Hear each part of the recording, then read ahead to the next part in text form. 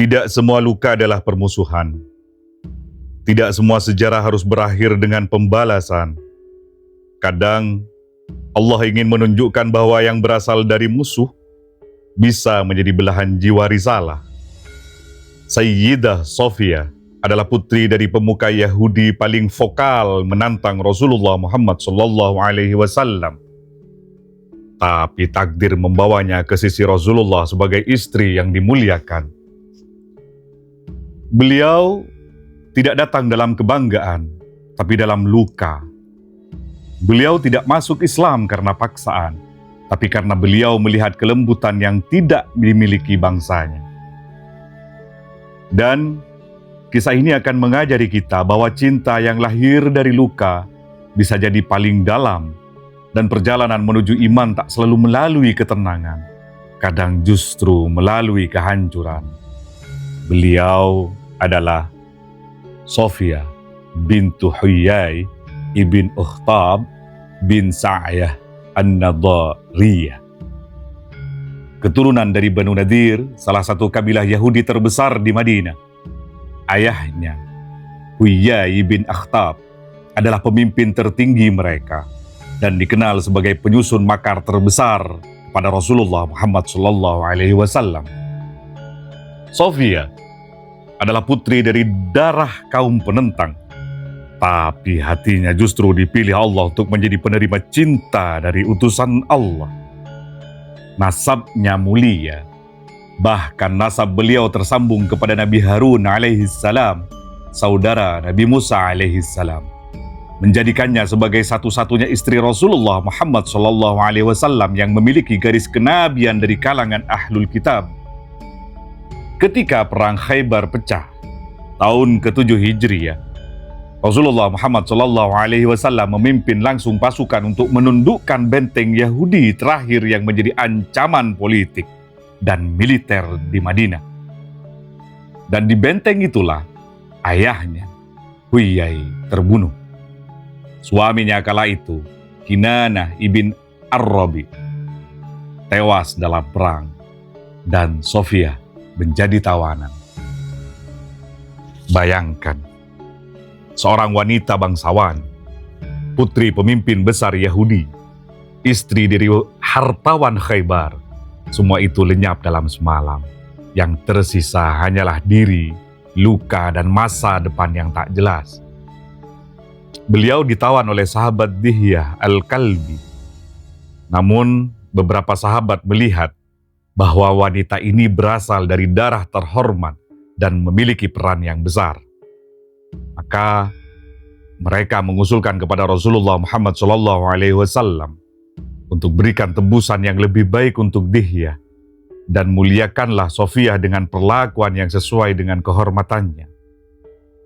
Rasulullah Muhammad SAW menyampaikan niat itu untuk menikahinya. Sofia tidak menjawab dengan paksaan. Beliau menyatakan Islamnya dan menerima pinangan itu bukan sebagai pelarian, tapi sebagai penghormatan yang menyelamatkannya dari kehancuran dan kehinaan. Maka Rasulullah Muhammad SAW menikahinya di jalan pulang dari Khaybar tanpa mahar, tanpa pesta, karena pembebasannya adalah maharnya. Di sanalah sejarah mengubah tajuk dari musuh menjadi kekasih, dari tawanan menjadi ummi al-mu'minin. Kehadiran Sofia di rumah Rasulullah Muhammad SAW bukanlah hal yang mudah. Beliau adalah istri termuda, berasal dari latar belakang Yahudi, dan sebelumnya merupakan istri dari bangsawan musuh. Maka tak heran beliau diuji dengan cemburu dan ketegangan di antara ummahatul mukminin. Ada jarak yang tak terucap, ada lirikan yang menusuk diam. Tapi Sayyidah Sofia tidak melawan dengan kata, beliau menenangkan dengan akhlak. Suatu hari, Sayyidah Hafsah binti Umar menyebutnya, "Ya bintal Yahudi," wahai anak perempuan Yahudi, sebuah celaan yang menyakitkan. Sayyidah Safiyah menangis. Namun Rasulullah Muhammad SAW menenangkan dengan sabdanya, "Innaki la bintu nabi, wa inna ammaki la nabi, wa innaki la tahta nabi." Sesungguhnya engkau adalah putri dari seorang nabi, yaitu Nabi Harun. Pamanmu juga seorang nabi, yaitu Nabi Musa. Dan sekarang engkau adalah istri dari seorang nabi. Fabima tabkharu alaiki ya Hafsah. Lalu apa yang bisa dibanggakan olehmu atasnya, wahai Hafsah? Safiyah tidak memperpanjang cemburu. Beliau membalas semua tudingan dengan ketenangan yang membuat iri. Bahkan Sayyidah Aisyah suatu hari berkata, "Aku belum pernah melihat wanita yang lebih baik dalam akhlak dan lebih dalam ketaatan dibanding Safiyah, kecuali karena latar belakangnya." Dan dari dalam rumah itu, lahirlah kisah sabar paling agung. Sabar menghadapi saudari-saudari istri. Sabar menghadapi sejarah keluarganya. Sabar menghadapi luka-luka perang yang masih membekas. Tapi semua itu tidak membuatnya lemah, karena ketika hati telah disentuh oleh Rasulullah Muhammad SAW, maka dunia tak lagi menyakitkan. Setelah wafatnya Rasulullah, Sayyidah Safiyah menjaga kesetiaannya dengan tenang. Beliau tidak banyak tampil di ruang publik, namun para tabi'in mengenangnya sebagai istri yang paling sedikit bicara dan paling banyak menundukkan hati. Beliau wafat pada masa kekuasaan Muawiyah ibn Abi Sufyan sekitar tahun 50 Hijriah dalam usia kurang lebih 60 tahun. Diriwayatkan bahwa wakaf terakhirnya adalah 1.000 dinar yang beliau niatkan untuk sanak keluarga Yahudinya yang miskin. Ini bukan tentang ikatan darah, tapi tentang cinta yang tidak pernah ingin membalas dendam. Diriwayatkan pula, saat menjelang wafatnya, beliau berkata, "Wahai Allah, Engkau tahu bahwa aku tidak pernah mencintai kekafiran setelah Islam." Sebuah pernyataan jujur dari hati yang pernah lahir dalam kebencian, namun mati dalam cinta kepada Rasulullah Muhammad SAW. Beliau dimakamkan di Jannatul Baqi bersama para ummahatul mukminin lainnya, tanpa nisan yang mencolok, tanpa batu besar yang menyebut sejarah, karena nama Safiyah telah cukup kuat dalam lembaran langit dan bumi. Beliau bukan Sayyidah Khadijah, bukan Sayyidah Aisyah, bukan Sayyidah Fatimah, tapi beliau adalah jawaban atas pertanyaan, bisakah luka berubah jadi rahmat? Dan jawabannya adalah Safiyah. Kisah Sayyidah Safiyah binti Huyai radhiyallahu anha disusun berdasarkan rujukan utama dari kitab-kitab turas atau klasik yang dihormati dalam disiplin tarajim as-sahabah, sirah nabawiyah, dan sejarah wanita agung dalam Islam. Yang pertama, At-Tabaqat Al-Kubra, karya Muhammad ibn Sa'ad. Beliau wafat tahun 230 Hijriah atau tahun 845 Masehi, mencatat biografi Safiyah, pernikahannya dengan Rasulullah Muhammad SAW, jalur nasab kepada Nabi Harun alaihissalam, serta peristiwa Khaybar yang mengantarkannya menjadi Ummul Mukminin. Yang kedua, Al-Isabah fi Tamyizus Sahabah, karya Imam Ahmad ibn Ali ibn Hajar al-Asqalani.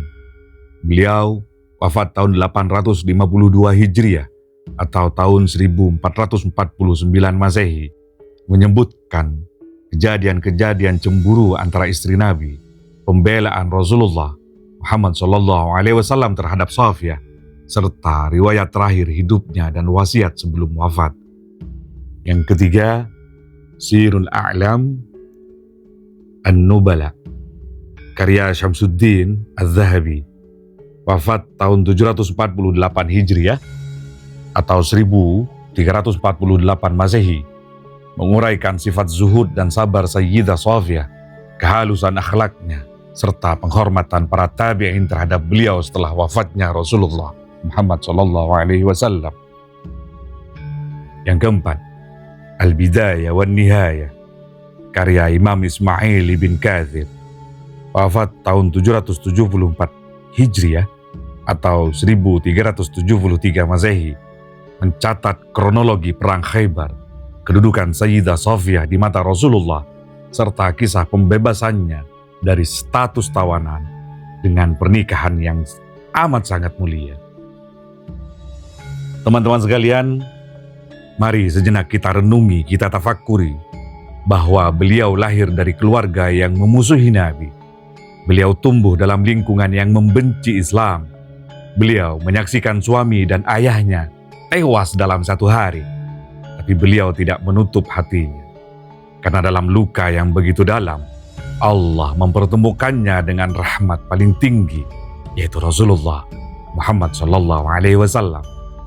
Jika engkau lahir dari lingkungan yang keras, ingatlah Sayyidah Safiyah yang sejak kecil dikelilingi makar, dendam, dan fitnah. Namun beliau tetap memiliki hati yang bisa membedakan antara kebenaran dan kebencian.